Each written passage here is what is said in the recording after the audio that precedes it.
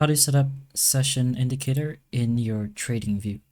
So first of all, just enter whichever chart you want to do this on and go to the indicator section. Here you're just going to go ahead and search for session and choose the one that has Lux algo on it. And once you clicked on it once, it should just automatically pop out.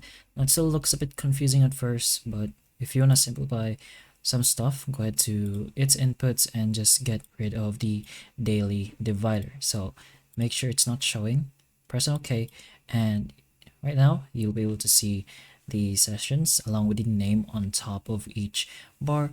But if you want to show more sessions, go ahead here into the chart settings, go to symbols, and make sure the session is on electronic trading or this, which is extended trading hours. Press on OK, and then you'll be able to see the sessions like so.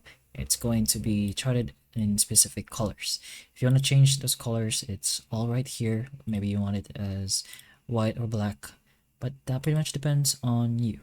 So that's pretty much how you do this process to add session indicators in your trading view. So hopefully the information of this video can help you, and if it can, please like and subscribe for more videos like this, and that's all.